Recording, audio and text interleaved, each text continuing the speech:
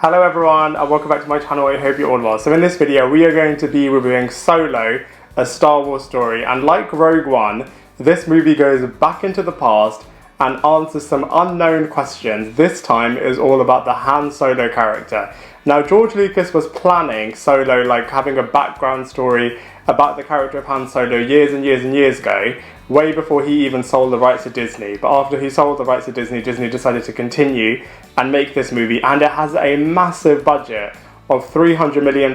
Now you can argue whether or not it was a success or whether or not it wasn't a success, because it did make 400 million, just under 400 million, which, you know, it definitely was over its budget, but not as much as it was anticipated to make. So from that point of view, you can argue whether it was a flop or whether or not it was successful. But that being said, going into this movie, I was a little bit skeptical. I wasn't sure what to make of it. I wasn't sure whether or not it would be as brilliant as Rogue One is and the other brilliant classic Star Wars movies, but I was pleasantly surprised, and I'm going to break down everything to do with Solo in this video review. So in terms of the plot of this movie, like I said a second ago, it's very similar to Rogue One in the sense that it goes back into the past and answers some unknown questions. So this time specifically, it's focused on the Han Solo character. So the main questions that it answers is, how did this character get the name Han Solo? How did he meet up and become great partners with Chewbacca? What was his rivalry like with the Lando character, and what is their friendship / rivalry really like? How did he get his hands on the Millennium Falcon, and what happened in that famous poker game between Han Solo and the Lando character? It also introduces new characters such as Beckett and Kira, and also puts Han Solo in the middle of a massive high storyline, which is all the while under the leadership of the Empire and involves gangs and crime organizations as well. So quite a lot going on in this movie. And the other similarity to Rogue One is that it focuses on what it's like for characters under the leadership of the galaxy without focusing on the Jedis and without focusing on the Sith, and kind of focusing on normal people, so to speak. And it still does have loads of twists and turns to keep you engaged from start to finish. So as far as the cast and characters go in this movie, they have done a brilliant job in casting all of the different characters in this movie, which is really great. So let's go through them one by one. So first up, we have Alden Ehrenreich, who is absolutely brilliant in the role of Han Solo.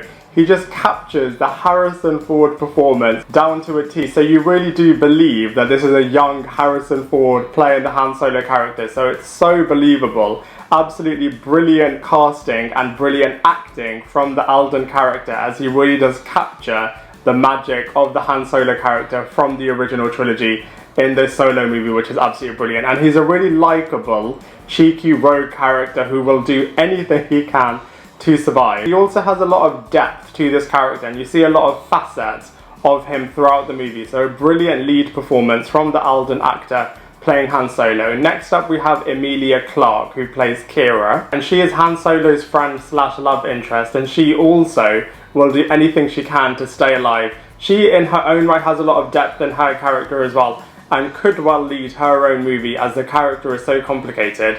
Both of these actors have signed on to multiple picture deals, so there may well be a sequel to this movie, or you might see them again in other productions as well. Next up we have Donald Glover, who similarly plays a young Lando and matches the style and demeanour of the older Lando performance by Billy D. Williams, and really does, like I said, capture this character brilliantly. So you do imagine that this character does grow up to be the older Lando character. So the brilliant performance by Donald Glover in this role, and he is a smuggler and a gambler and has some brilliant scenes with the young Han Solo character. So you also do believe that this young friendship leads to the older friendship that you see in the original trilogy. Next up we have Woody Harrelson, who plays a new character called Beckett, who is a criminal and a bit of a mentor figure to the Han Solo character. And similarly to all of the other characters, he's got a lot of depth to him and goes on a really interesting character narrative throughout this film. Next up we have Joonas Suotamo, who is back from the sequel trilogy in this movie to play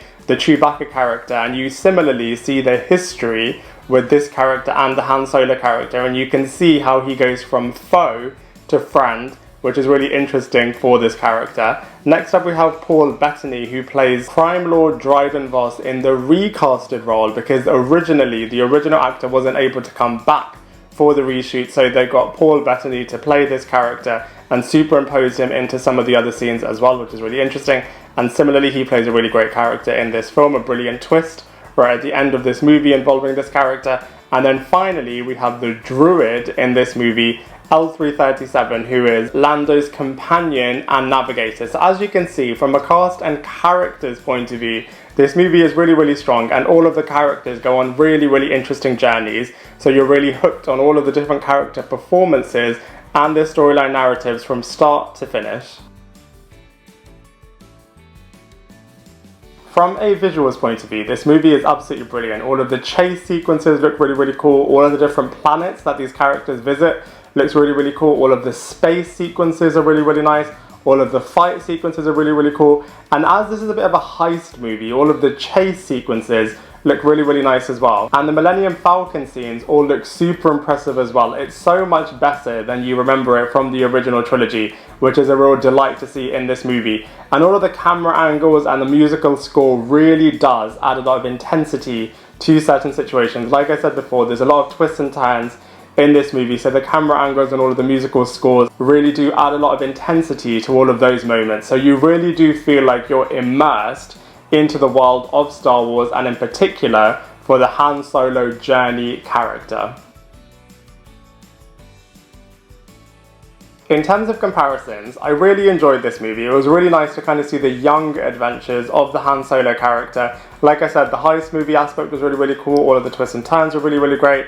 And all of the complicated characters were really, really cool as well. That said, I did prefer Rogue One to this movie, and the sequel trilogy and the prequel trilogy and the original trilogy storylines involving all of the Jedis and the Siths and the bigger play storylines were a bit better. But that being said, Solo is a really interesting film and a really great entry into the Star Wars universe. So when you get to the end of this movie, this is where all of the twists and turns really do take a life of their own, as there literally is one twist and turn after the other. So literally every single character seems to betray the Han Solo character apart from Chewbacca. So you can see why Han Solo and Chewie have the brilliant loyal friendship that they do. So throughout the movie, Han Solo and his little group were after coaxium, which is a rare fuel in the Star Wars universe. And it looks like just before they're about to hand this over to the crime lord, pirates are going to steal the coaxium from these group of characters. But then it's revealed that these pirates are actually the rebels, and they want this for their cause to fight against the Empire. So Han Solo sympathizes with these characters and allows them to kind of take the coaxium away. And then the Han Solo character tries to trick crime lord boss Drayton Voss by giving him a fake set of coaxium, but Voss is already one step ahead of Han Solo, as Beckett has ratted Han Solo out and has told Voss, look, this is not the real coaxium,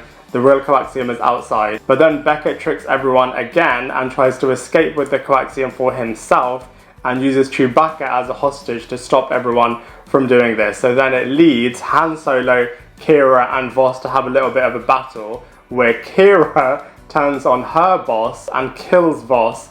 And then it looks as if Kira and Han Solo are going to have a happily ever after ending. But then while Han Solo is trying to rescue Chewbacca, he then kills Beckett before Beckett can kill him. And Kira, you see that she actually talks to the bigger boss, the bigger bad behind everything, which is Darth Maul. And he instructs her to meet him on the planet Dathomir, where Kira runs off and doesn't see Han Solo again. So it's left a little bit open-ended in terms of, does Han Solo and Kira, do they ever meet again? Do they ever have a relationship again? Are they ever partners again? Or loads of unanswered questions, and it would be really great if a sequel to this movie is made so that we can see what happens next.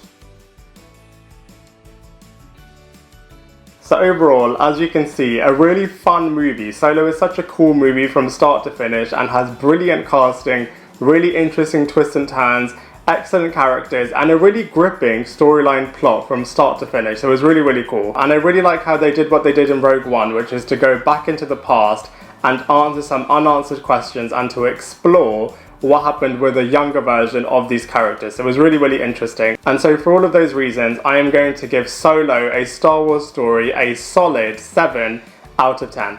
I'd love to hear what you think, so please let me know in the comment section below. Otherwise, I look forward to seeing you in my next video.